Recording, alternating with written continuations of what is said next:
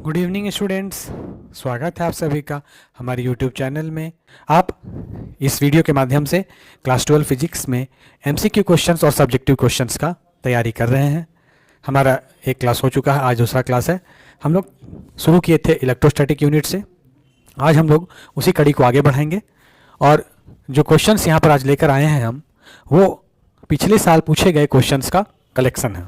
आप देख रहे हैं मेरे पीछे जो पीडीएफ आपको दिखाई दे रहा है, इसमें आप देखेंगे हर क्वेश्चन के बगल में लिखा हुआ है कि वो क्वेश्चन किस साल जैक बोर्ड में पूछा गया है। यहाँ पर आप देख रहे हैं, जैसे पहला क्वेश्चन हम अगर लेते हैं तो यहाँ देख रहे हैं जैक 2023, दूसरा क्वेश्चन भी जैक 2023। ये हर एक साल कब कब ये क्वेश्चन पूछा गया है वो भी दिया गया है इसमें, और कभी कभी क्वेश्चन रिपीट हुआ है तो वो भी इसमें मेंशन किया गया है। जैसे यहाँ पर देख रहे हैं जैक 2017 और जैक 2023। ये क्वेश्चन नंबर 16 2 साल पूछा गया है, इसका मतलब बहुत ही इंपॉर्टेंट क्वेश्चन होगा। तो इस तरह के क्वेश्चंस का कलेक्शन आपको यहाँ पर मिलेगा। Dimensional formula of epsilon not each, epsilon not का डायमेंशन फार्मूला पूछा गया है। कैसे उसको फाइंड करेंगे, तो हमें फार्मूला फाइंड करने के लिए उसका डायमेंशन या यूनिट फाइंड करने के लिए फार्मूला पता होना चाहिए। तो फार्मूला क्या है, हम लोग पढ़े हैं कूलम्स फोर्स का फार्मूला।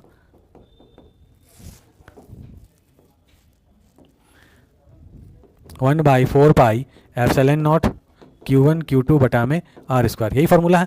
हमें इसी एप्सिलॉन नॉट का डायमेंशन निकालने के लिए पूछा गया क्वेश्चन में। तो जिसको निकालना है उसको हम एक साइड रखेंगे, बाकी को हम दूसरे साइड ले जाएंगे। एप्सिलॉन नॉट को उधर ले गए तो ये 1 बाई 4 पाई और एफ बन गया इंटू Q1 Q2 बटा आर स्क्वायर।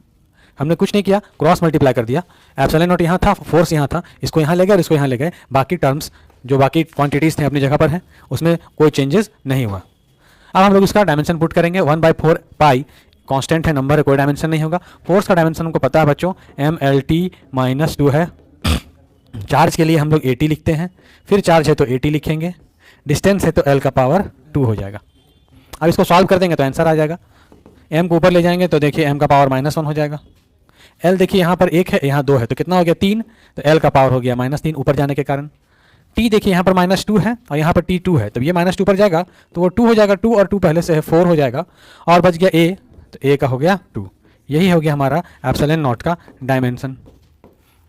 ये बहुत ही इंपॉर्टेंट क्वेश्चन है, जब 2023 में पूछा गया है तो हो सकता है 2025 के फाइनल एग्जाम में भी क्वेश्चन आ जाए। और अभी तक आपने इसका 2025 का जो एग्जामिनेशन कैलेंडर, एग्जामिनेशन का जो रूटीन है वो आ चुका है, आपने देख लिया होगा, मुझे विश्वास है। हमारे चैनल पर भी उसका वीडियो अपलोड किया गया था। चैनल से जुड़े रहिए, अपने दोस्तों को बताइए, सबके साथ शेयर कीजिए। सभी तक इस चैनल का जो कंटेंट आ रहा है, आपके लिए बनाया जा रहा है, उसका आप लाभ उठाइए, ठीक है। ऐसा मेरा आप सभी से रिक्वेस्ट है। चलिए अब हम लोग क्वेश्चन की ओर आते हैं, जो हम लोग का आंसर यही होगा M-1 L-3 T4 A2। अब देखिए क्वेश्चन में, इस ऑप्शन में कौन सा है ये वाला, हम लोग कहाँ पर थे देखना पड़ेगा। देखिए M-1 L-3 T4 A2, इसका मतलब ऑप्शन नंबर 20 का सही है, देख रहे हैं। सेकेंड है गॉस लॉ के अनुसार, इलेक्ट्रोस्टैटिक में जो गॉस लॉ हम लोग पढ़ते हैं उसमें क्या फार्मूला होता है, तो गॉस लॉ का फार्मूला एकदम बिल्कुल आसान है, फाई बराबर Q बटा एप्सिलॉन नॉट। ऑप्शन B इसका सही हो जाएगा। ये इसका भी हो गया, इसका भी हो गया। The number of electrons for 2 Coulomb's of charge, 2 Coulomb's of charge का निकालना है आपको इलेक्ट्रॉन्स का। तो आप जानते हैं कल हम लोग जो फार्मूला यूज किए थे Q बराबर NE, उसी से पुट करेंगे। Q बराबर NE, हमें निकालना है नंबर ऑफ इलेक्ट्रॉन्स, मतलब कि N हमें फाइंड करना है बच्चों। तो N बराबर हो जाएगा Q बटा में E। Q यहाँ दिया हुआ 2 कॉलम, E का वैल्यू आप जानते हैं 1.6 10 टू द पावर -19। सॉल्व करेंगे तो इसका आंसर आ जाएगा, जो आएगा आप इसमें टिक लगा देंगे। बोल रहा है if the distance between 2 plates और parallel plate capacitor is half. Parallel plate capacitor क्या है, एक डिवाइस है जिसमें 2 प्लेट्स होते हैं, एक पॉजिटिवली चार्ज प्लेट होता है और दूसरा नेगेटिवली चार्ज प्लेट होता है, और दोनों प्लेट्स के बीच में कुछ दूरी होती है। इस तरह का कुछ प्लेट्स होता है, एक पॉजिटिवली चार्ज प्लेट हो गया और एक आपका नेगेटिवली चार्ज प्लेट हो गया, दोनों के बीच कुछ दूरी होती है। इस सिस्टम, इस अरेंजमेंट को हम लोग बोलते हैं parallel plate capacitor. Good evening सभी को।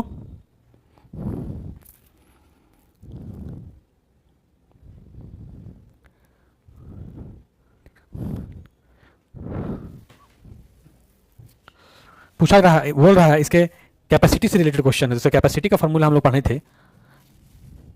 एप्सिलॉन नॉट A बटा में D, पैरेलल प्लेट का कैपेसिटी का फॉर्मूला है। यहाँ पर सिचुएशन क्या दिया हुआ है कि डिस्टेंस को आधा कर दिया गया, ये जो डिस्टेंस है इसको आधा कर दिया गया, मतलब कि दूरी को कम कर दिया गया। तो आप यहाँ देख रहे हैं ये जो कैपेसिटेंस है एरिया पर डायरेक्टली प्रोपोर्शनल है और डिस्टेंस पर इन्वर्सली प्रोपोर्शनल है। अगर एरिया बढ़ेगा तो कैपेसिटेंस बढ़ेगा, और अगर डिस्टेंस बढ़ेगा तो कैपेसिटेंस घटेगा। जान रहे हैं? अब हम क्या करेंगे, इस 2 को अगर हमको लिखना हो तो ये 2 आ जाएगा इधर, इसको ऐसे भी लिख सकते हैं हम लोग।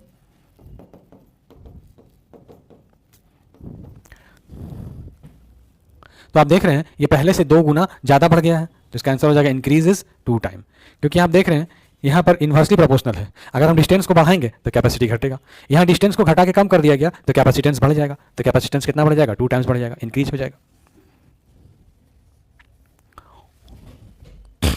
15 नंबर क्वेश्चन देखिए, relation between the electric field E and potential भी। ई और भी का क्या रिलेशन है, तो बहुत इंपॉर्टेंट फॉर्मूला, ई बराबर होता है माइनस डी वी बटा में डी आर। ये ई बराबर माइनस डी वी बटा में डी आर, या इसको बराबर डी एक्स भी लिख सकते हैं। डी एक्स भी डिस्टेंस है और डी आर से भी डिस्टेंस को डिनोट करते हैं। इसको हम लोग बोलते हैं बच्चों पोटेंशियल ग्रेडियंट। ठीक है, क्या बोलते हैं, potential gradient.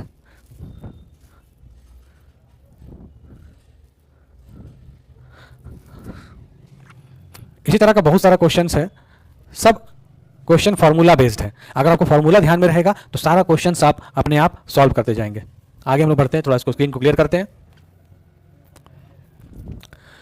A positively charge body has, एक बॉडी है जिसको पॉजिटिवली चार्ज है, तो पूछ रहा है उसमें क्या होगा, excess of electrons, deficit of electrons, excess of protons, deficit of protons. Excess का मतलब होता है अधिकता और डेफिसिट का मतलब होता है कमी, न्यूनता।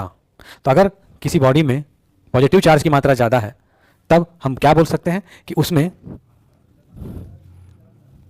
एक्सेस ऑफ प्रोटॉन्स, ये भी हो सकता है ऑप्शन सही, डेफिसिट ऑफ इलेक्ट्रॉन्स, इलेक्ट्रॉन्स की कमी भी हो सकता है, लेकिन जब पॉजिटिव चार्ज की मात्रा ज़्यादा है तो उसमें होगा आपको एक्सेस ऑफ प्रोटॉन्स।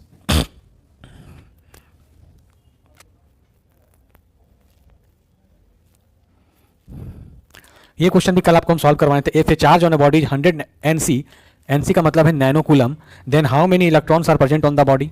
फिर वही हो गया क्यू बराबर N E, quantization of charge वाले फार्मूला से बनाएंगे। ये जो फार्मूला भी हम सब बताए थे, क्वांटाइजेशन ऑफ चार्ज, ये बहुत ही इंपॉर्टेंट फार्मूला है, बार बार इससे क्वेश्चन रिपीट होता है। नेक्स्ट है a point charge Q is placed in the electric field of intensity E, the force experienced by the charge will be. कल भी ये क्वेश्चन डिस्कस किए थे बच्चों हम लोग। कल वाला अगर वीडियो आपने नहीं देखा होगा, चैनल में अपलोड हुआ है, आप वहाँ से देख सकते हैं।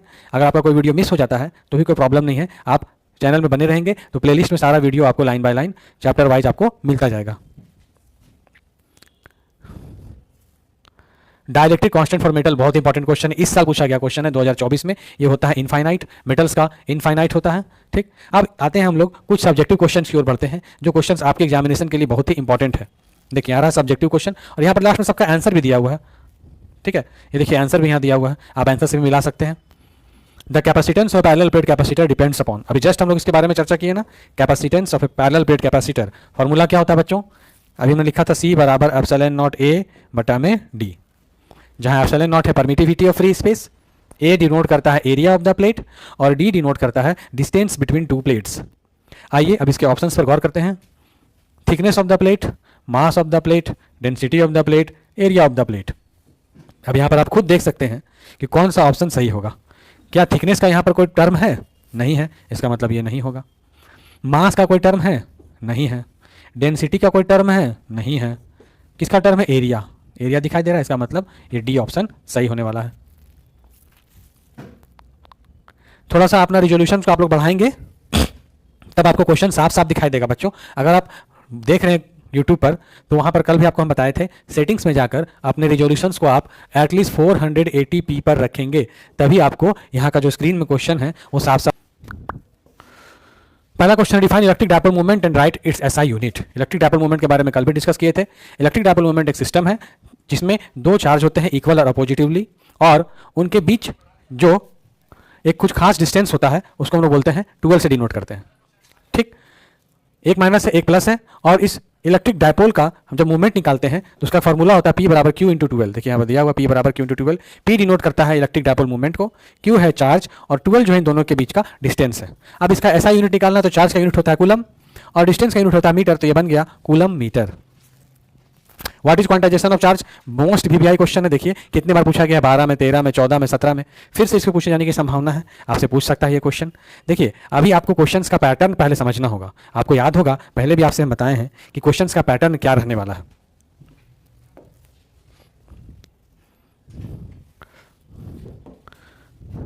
पहले रहेगा ऑब्जेक्टिव, कितना क्वेश्चन रहेगा, 25। 25 क्वेश्चन एक नंबर का, तो 25 नंबर हो गया। दूसरा आपका रहेगा 1 वर्ड वाला, ये रहेगा 7 क्वेश्चन, ये भी एक नंबर का है, 7 नंबर हुआ। तीसरा आपका हो जाएगा शॉर्ट आंसर, ये आपको बनाना है 6, 18। चौथा आपको है लॉन्ग क्वेश्चन, 4 बनाना है, और ये रहेगा आपको 5 नंबर का 20। अब आप इसको जोड़िए, 5 7 12 और 8 20 के शून्य हाथ लगा 2 2 2 4 2 6 और 1 7। ये आपका पूरा फुल 70 मार्क्स का एग्जामिनेशन पेपर का पैटर्न है। इस पैटर्न को ध्यान रखेंगे और उसी के अकॉर्डिंग अपनी तैयारी करेंगे। पहला ऑब्जेक्टिव है 25 को, फिर 1 वर्ड वाला वो भी 1 नंबर वाला है, शॉर्ट आंसर है 3 मार्क्स वाला। तो हम लोग जब यहाँ डिस्कस करेंगे आपके साथ कोर्स को किस तरह के क्वेश्चन आएंगे, तो 2 नंबर वाले क्वेश्चन आपको डिस्कस नहीं करेंगे, क्योंकि आपके एग्जाम में 2 नंबर का क्वेश्चन आएगा ही नहीं। आपको ध्यान देना है पैटर्न मेरा कैसा है, क्वेश्चन किस तरह का पूछा जाएगा। लास्ट में लॉन्ग आंसर क्वेश्चन है, वो आपको 4 क्वेश्चन बनाने हैं, और इसमें एक बेनिफिट आपके लिए है कि आपको इसमें ऑप्शंस दिए जाएंगे। जैसे यहाँ पर आपको 4 क्वेश्चन लिखना है, तो आपके लिए 6 क्वेश्चन वहाँ रहेंगे, 6 में से आपको 4 बनाना पड़ेगा। तो जो आपको आएगा आप बनाइएगा, जो नहीं आएगा आप उसको छोड़ सकते हैं, आपके पास वहाँ पर ऑप्शन रहेगा। ठीक है, तो ये ध्यान में रखेंगे पैटर्न, जिनको नहीं पता है नोट कर लेंगे। हाँ, एग्जाम सब्जेक्टिव ऑब्जेक्टिव दोनों में आएगा ना, पहले आपको ऑब्जेक्टिव बनाना है फिर सब्जेक्टिव बनाना है। एक ही कॉपी आपको दी जाएगी, OMR सीट नहीं मिलेगा, याद रखेंगे। ऑब्जेक्टिव बनाने के लिए OMR सीट नहीं दी जाएगी, जैसा पिछले बार दिया जाता था वो इस बार नहीं है। आपको प्लेन रूलिंग कॉपी दी जाएगी, उसी में आपको ऑब्जेक्टिव भी बनाना है और उसी में आपको सब्जेक्टिव क्वेश्चंस भी बनाना है। ठीक है, थोड़ा सा टाइम मैनेजमेंट को समझ लीजिए, कैसे आपको टाइम को मैनेज करना है, क्या करना है टाइम मैनेजमेंट आपका।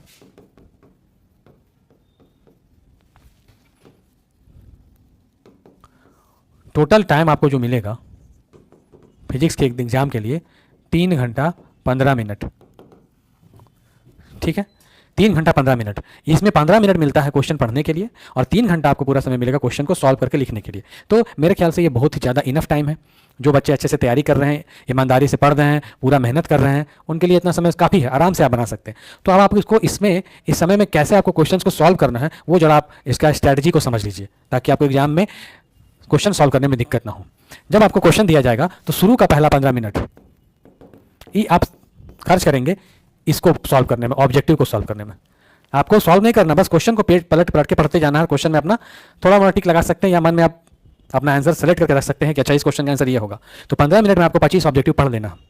जितना आपको आएगा आप उसमें ध्यान से सोच लीजिएगा, मन में अपना आंसर समझ लीजिएगा। ठीक है, अब एग्जामिनेशन स्टार्ट हो गया। पहला घंटा में आपको ये लॉन्ग क्वेश्चन को सॉल्व करना है। सबसे पहले जिस तरह से हम बता रहे हैं, अगर आप मेरे बताए हुए स्टेप्स को फॉलो करेंगे तो एक भी क्वेश्चन आपका नहीं छूटने वाला। ठीक है, लॉन्ग क्वेश्चन आपको सबसे पहले बनाना है। 1 घंटा का पहला समय जो आप देंगे लॉन्ग क्वेश्चन के लिए, आपको कितना बनाना है, 4 लॉन्ग क्वेश्चन बनाना है। तो एक क्वेश्चन पर आप 15 मिनट का टाइम देंगे। 15 मिनट गुने 4 मतलब 60 मिनट हो गया, आपका 1 घंटा खत्म, आपका 4 लॉन्ग लिखा के कंप्लीट हो गया। ठीक है, घड़ी आप देखते रहेंगे, घड़ी अपने सामने रखेंगे। बहुत बच्चे घड़ी पहनकर नहीं जाते हैं, एग्जामिनेशन में घड़ी जरूर पहन के जाइएगा। ठीक है, तब आपको टाइम देखने में और सुविधा होगी अपने आंसर्स को लिखने में। दूसरा जो 1 घंटा रहेगा, इसमें आप इसको बनाइएगा शॉर्ट आंसर। आपको सॉल्व करना है कितना, 6 क्वेश्चन। ठीक है, 10 मिनट गुने 6 बराबर 60 मिनट हो गया। आपका ये 6 क्वेश्चन भी कंप्लीट हो गया। समझ में आ रहा बच्चों? कमेंट करके बताइए कैसा लग रहा है सर, आपको हम बता रहे हैं जो स्ट्रैटेजी, कमेंट कीजिए। सबको समझ में आ रहा है? जिस तरह से हम बता रहे हैं आप मेरे पर भरोसा करके इसी टाइप का सॉल्व करने का कोशिश करेंगे।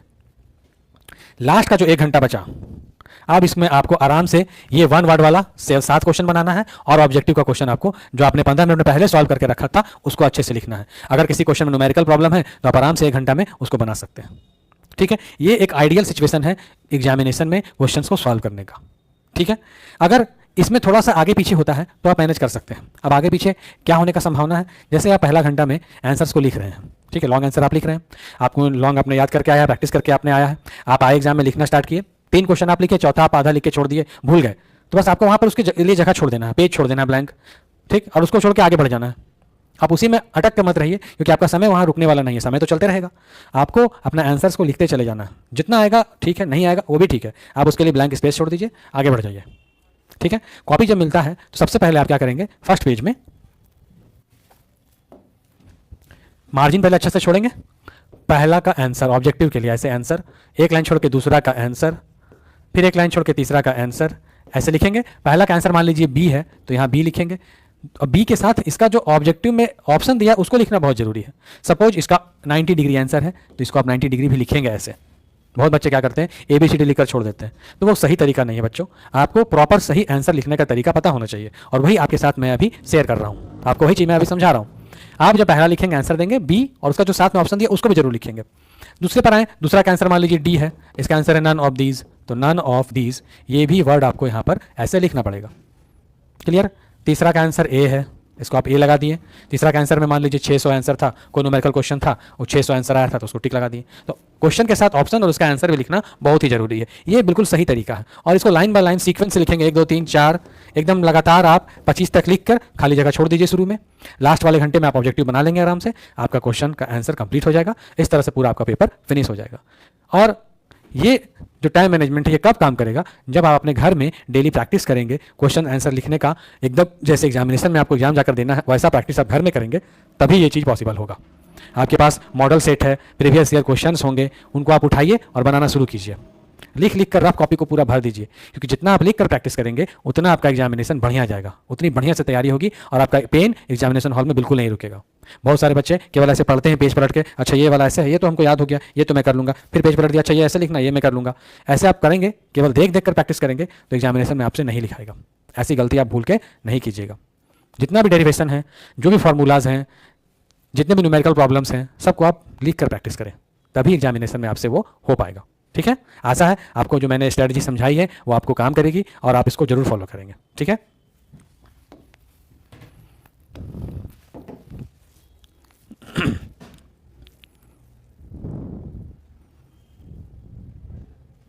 अब आप पूछ रहे हैं अभिषेक कि सर ऑब्जेक्टिव क्वेश्चन बाद में सॉल्व करेंगे या पहले, ये आप पर डिपेंड करता है अभिषेक। आप ऑब्जेक्टिव कभी भी सॉल्व कर सकते हैं, कहीं भी आप एक जगह लिखकर छोड़ दीजिए, लेकिन याद रखिएगा जब भी आप ऑब्जेक्टिव बनाएंगे तो एक जगह बनाइएगा।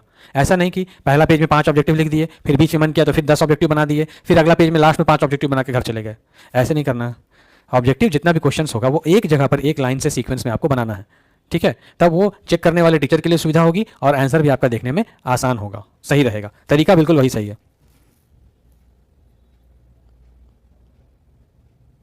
एग्जामिनर कुछ नहीं बोलेगा, एग्जामिनर आपको कुछ नहीं बोलेगा अभिषेक। आपको एग्जामिनर का काम है आपको देखना, आपको ये नहीं बताएंगे वो कि आपको कब कौन सा क्वेश्चन सॉल्व करना है। ये आपका खुद का सेंस होना चाहिए, आप खुद डिसाइड करेंगे कि आपको कब बनाना है, कैसे बनाना है। जैसे हम आपको समझाएं अभी, बस इसी को आप फॉलो कीजिए, और कोई बात आपको फॉलो नहीं करना है, किसी तरह का ध्यान में नहीं रखना है। जैसा स्टेप आपको हम समझाए हैं, जो टाइम मैनेजमेंट बताए हैं, इसी को आप सभी को फॉलो करना है। ठीक है।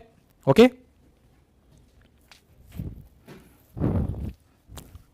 State 2 properties of electric charge, ये भी इंपॉर्टेंट क्वेश्चन। इलेक्ट्रिक चार्ज की बहुत सारी प्रॉपर्टीज हैं। ये सब देखिए 2 मार्क्स वाला क्वेश्चन है, तो ये सब क्वेश्चन को हम लोग डिस्कस नहीं करेंगे क्योंकि ये सब आपके एग्जामिनेशन में नहीं आएंगे। हम लोग अब बढ़ते हैं 3 मार्क्स वाला क्वेश्चन। कहाँ है? हाँ, यहाँ से देखिए 3 मार्क्स का क्वेश्चन, यहाँ लिखा हुआ ना शॉर्ट आंसर टाइप क्वेश्चन। ये 3 मार्क्स का क्वेश्चन।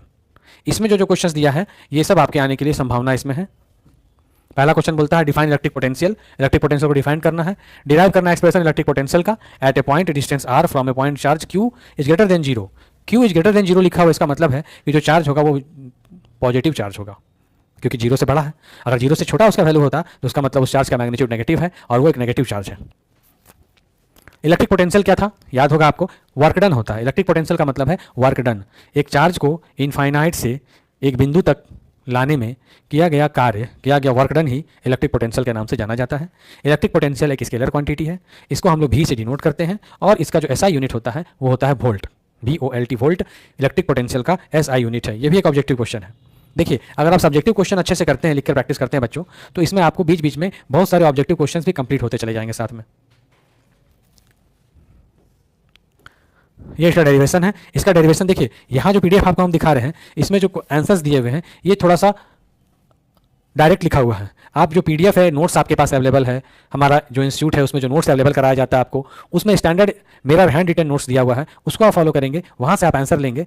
यहाँ से आप सिर्फ क्वेश्चंस को देखिए ध्यान से कि क्या क्या क्वेश्चंस किस तरह के एग्जामिनेशन में पूछे जाते हैं। ठीक है। आंसर आपको यहाँ से नहीं लिखना है, क्योंकि आंसर इसका थोड़ा सा अलग टाइप का लिखा हुआ है, हो सकता है आपको समझ में नहीं आएगा। लेकिन मेरा नोट्स जो है उसमें आंसर्स पूरा सिंप्लीफाइड वे में दिया हुआ है, बिल्कुल आसान तरीके से समझाया गया। हाँ, what are the electric field lines mention two of its properties, ये बहुत इंपॉर्टेंट क्वेश्चन है, ये भी एग्जामिनेशन में बार बार पूछा जाता है। इलेक्ट्रिक फील्ड लाइंस क्या, देखिए जैक 2016 में पूछा गया और 20 में पूछा गया, तो अब इसके आगे पूछे जाने की संभावना भी बहुत ज़्यादा हो गई है। जब 2 बार ये पूछ चुका है तो आगे भी ये पूछा जाएगा। Electric field lines imaginary lines होती हैं, ये हमेशा पॉजिटिव चार्ज से शुरू होती हैं और लास्ट में नेगेटिव चार्ज पर जाकर टर्मिनेट हो जाती हैं। तो इसको हम लोग बोलते हैं इलेक्ट्रिक फील्ड लाइंस। ठीक, अब इनका प्रॉपर्टीज़, बहुत सारे प्रॉपर्टीज हम लोग डिस्कस किए हैं, कम से कम 6-7 प्रॉपर्टी लिखाया है मैंने, उसमें से कोई भी 2 प्रॉपर्टी आप इसको लिखकर आंसर अपना कर सकते हैं। 2 प्रॉपर्टी में आप क्या लिखेंगे कि इलेक्ट्रिक फील्ड लाइंस कभी भी क्लोज लूप नहीं बनाती हैं। देखिए जैसे यहाँ पर आंसर में दिया हुआ है, ये है ना electric field lines, imaginary lines हैं, कर्व होती हैं, ठीक है, और हमेशा स्टार्ट होती है पॉजिटिव चार्ज से, टर्मिनेट होती है नेगेटिव चार्ज पर। अगर हम यहाँ पर कहीं टेंजेंट खींचेंगे तो ये टेंजेंट हमको लाइन ऑफ फोर्स जो देगा डायरेक्शन इलेक्ट्रिक फील्ड का, और 2 इलेक्ट्रिक फील्ड लाइंस का भी एक दूसरे को क्रॉस नहीं करती हैं। इस तरह के बहुत सारे छोटे छोटे पॉइंट्स मैंने लिखाया है, आप वहाँ पर देख सकते हैं, पढ़ा आप लोगों ने, बस एक रिवीजन यहाँ पर आपका हो जा रहा है। मेन क्वेश्चन जो है आपको हम यहाँ पर बता दे रहे हैं, उन्हीं क्वेश्चन का आप प्रैक्टिस करके अपना आएंगे। ये भी क्वेश्चन देखिए, derive an expression for electric potential at a point due to a point charge. Electric potential का डेरिवेशन पूछ रहा है पॉइंट चार्ज के कारण। ठीक है, क्वेश्चन बैंक आप लोगों के पास होगा, आप क्वेश्चन बैंक में जाकर 2015 के बाद के क्वेश्चंस को जरूर देख लेंगे। जैसे 2015, 16, 17, 18, 19, 20, 21, 22, 23, 24। 2015 से पैटर्न थोड़ा चेंज हुआ था, इसके पहले के क्वेश्चंस को आप छोड़ सकते हैं, लेकिन 15 के बाद वाले सारे ईयर्स के क्वेश्चंस को आप जरूर देखेंगे, कंप्लीट करेंगे। तो अगर आप इनको गौर से देखेंगे तो एक बात आपको समझ में आएगी कि 15 का क्वेश्चन 17 में आता है, एक साल छोड़कर, 17 का क्वेश्चन 19 में, 19 वाला 21 में, 21 वाला 23 में, और 23 में जो आया है वो अगले बार 2025 में आपके एग्जामिनेशन में जरूर आएगा। तो अल्टरनेट ईयर से क्वेश्चन रिपीट होता है, तो इसको आप ध्यान में देंगे। 16 का क्वेश्चन 18 में आएगा, 18 वाला 20 में, 20 का 22 में, और 22 का क्वेश्चन आप देखेंगे तो 24 में जरूर आया हुआ रहेगा। तो इस तरह के क्वेश्चन को पूछे जाने का पैटर्न आपको समझना बहुत ही जरूरी है। पैटर्न आपने समझ लिया तो आपका बहुत अच्छा मार्क्स एग्जाम में आएगा। और क्वेश्चन बैंक अगर आप कंप्लीट करके जाते हैं तो 70 से 80% क्वेश्चंस जरूर पिछले साल से रिपीट होते हैं, पूछा जाता है। क्वेश्चन बैंक अगर आपने कंप्लीट कर लिया तो आपका अच्छा मार्क्स एग्जामिनेशन में आएगा।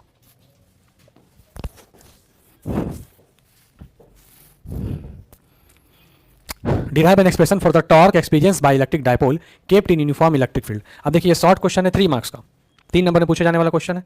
इस क्वेश्चन को अगर आप करते हैं, टॉर्क का फार्मूला अगर आप फाइंड कर लेते हैं तो इससे आपका एक एमसीक्यू क्वेश्चन भी कंप्लीट हो जा रहा है कि टॉर्क का फार्मूला क्या था, और ये 2024 में आ चुका है। तो हो सकता है 25 में ये क्वेश्चन रिपीट नहीं करेगा, तो इसको आप आगे स्किप करके छोड़ सकते हैं। टॉर्क का फार्मूला देखिए यहाँ पर लिखा हुआ है, टाउ बराबर P क्रॉस E। इसका फार्मूला इस तरह से होता है, टॉर्क का सिंबल है ये वाला, वेक्टर क्वांटिटी इसलिए एरो निशान लगेगा, P है डायपोल मूवमेंट, इस भी वेक्टर है, एरो का निशान है, यहाँ क्रॉस प्रोडक्ट है, और E से डिनोट होता है इलेक्ट्रिक फील्ड, इस पे ऊपर भी वेक्टर का निशान है। तीनों वेक्टर क्वांटिटीज हैं और ये वेक्टर्स का क्रॉस प्रोडक्ट है। आपने 11th क्लास से पढ़ा होगा क्रॉस प्रोडक्ट ऑफ वेक्टर्स। अब जब क्रॉस हटता है तो आप जानते हैं, जब इसको हम लोग लिखेंगे स्केलर फॉर्म में तो P E साइन थीटा ये ऐड हो जाएगा। तो फार्मूला ये भी है और फार्मूला ये भी है। अब ये एमसीक्यू में पूछा जा सकता है, ये भी आ सकता है, ऑप्शन में ये भी आ सकता है, आपको ध्यान देना होगा। फार्मूला ये भी है, ये भी है, ठीक है। अब इससे एमसीक्यू क्वेश्चन क्या बनेगा कि अगर डायपोल को हम लोग किस पोजीशन पर रखें कि उस पर मैक्सिमम टॉर्क लगे, या क्वेश्चन पूछा जा सकता है कि डायपोल को किस पोजीशन पर रखें कि उस पर मिनिमम टॉर्क लगे। तो मैक्सिमम टॉर्क और मिनिमम टॉर्क डिपेंड करेगा इस थीटा पर, एंगल पर। आप जानते हैं साइन थीटा का मैक्सिमम वैल्यू होगा 90 डिग्री पर और साइन थीटा का मिनिमम वैल्यू होगा 0 डिग्री पर। तो अगर हम डायपोल को परपेंडिकुलरली प्लेस करते हैं इलेक्ट्रिक फील्ड में, तब उस पर मैक्सिमम टॉर्क लगेगा, थीटा का वैल्यू 90 डिग्री होगा। और अगर हम लोग थीटा को मतलब कि डायपोल को हॉरिजॉन्टल प्लेस करते हैं इलेक्ट्रिक फील्ड पर, जब वो 0 डिग्री एंगल बनाएगा, तब उसमें हम लोग देखेंगे साइन 0 होने के कारण ये पूरा टर्म 0 हो जाएगा, मतलब टॉर्क का वैल्यू हो जाएगा 0। इसको हम लोग बोलेंगे मिनिमम टॉर्क।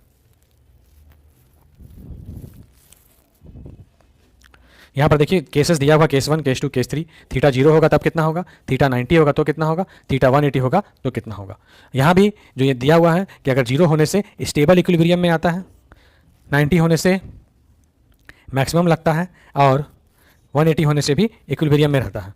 तो ये सब वर्ड्स को भी आप ध्यान देंगे, इनसे भी कभी कभी क्वेश्चन पूछा जाता है। ये देखिए क्वेश्चन तो ये दोनों रिपीट है नेक्स्ट क्वेश्चन में, दोनों टर्म को क्या करना है, एक्सप्लेन करना है। Quantization of charge, conservation of charge, ये दोनों भी हम लोग देख चुके हैं। अब आते हैं लॉन्ग क्वेश्चंस पर। देखिए 5 नंबर वाला क्वेश्चन आ गया, लॉन्ग क्वेश्चन। तो लॉन्ग क्वेश्चंस के लिए कौन सा इंपॉर्टेंट है, तो आप इलेक्ट्रोस्टैटिक में लॉन्ग क्वेश्चन के लिए एक्सियल पॉइंट वाला डेरिवेशन इलेक्ट्रिक फील्ड इंटेंसिटी का एक्सियल पॉइंट पर और इक्वेटोरियल पॉइंट पर, ये दोनों अच्छे से करके जाएंगे। गॉस थ्योरम का एप्लीकेशन आपको करना है ड्यू टू स्ट्रेट वायर और सिलिंड्रिकल, जो हम लोग स्फेरिकल वाला बताते हैं केस, 3 केस है, आउटसाइड, इनसाइड और ऑन द सरफेस। ये दोनों क्वेश्चन आप अच्छे से करके जाएंगे। लॉन्ग क्वेश्चन यही बार बार रिपीट होता है। देखिए गॉस थ्योरम, ये तो 3 नंबर का क्वेश्चन है।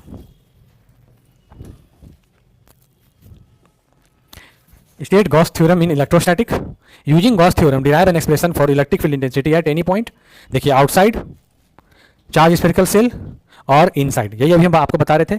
3 केस पूछता है, आउटसाइड, इनसाइड और ऑन द सरफेस। तो ऑन द सरफेस नहीं पूछा है, यहाँ पर आपको 2 ही केस के लिए बोला गया है, एक आउटसाइड और एक इनसाइड। तो पहले गॉस थ्योरम को लिख देना है, उसका फॉर्मूला दे देना है और उसका डेरिवेशन आपको कर देना है। बंद कर देना ये। Define electric potential dipole movement, derive an expression for electric field at a point on equatorial. Equatorial का एक और नाम यहाँ पर है बोथ साइड पोजीशन। कभी कभी क्वेश्चन में कुछ वर्ड्स ऐसे होते हैं जिनको समझना जरूरी है, याद रखेंगे आप। अगर इक्वेटोरियल बोला तो आप तुरंत पकड़ लेंगे कौन सा बनाना है। बोथ साइड बोल दिया तो भी आपको समझ जाना इक्वेटोरियल के बारे में ही पूछा जा रहा है, और 2023 में ये क्वेश्चन आया है। अभी हम आपको बोले थे एक्सीएल भी पढ़ना है, इक्वेटोरियल भी पढ़ना है, दोनों आपको अच्छे से करके जाना है। ये दोनों क्वेश्चन रिपीट होने का बहुत संभावना है। तो इस तरह से ये इलेक्ट्रोस्टैटिक का हम लोग का ये पोर्शन आज कंप्लीट हो जा रहा है। इलेक्ट्रोस्टैटिक में यही सब पोर्शन आपको ज़्यादा देखना था, बाकी वही सब है जो मैंने आपको बताया है, एमसीक्यू और 3 मार्क्स का क्वेश्चन। अब नेक्स्ट वीडियो में हम लोग नेक्स्ट चैप्टर के बारे में चर्चा करेंगे। तब तक अपना रिवीजन स्टार्ट करते रहिए, वीडियो को ज़्यादा से ज़्यादा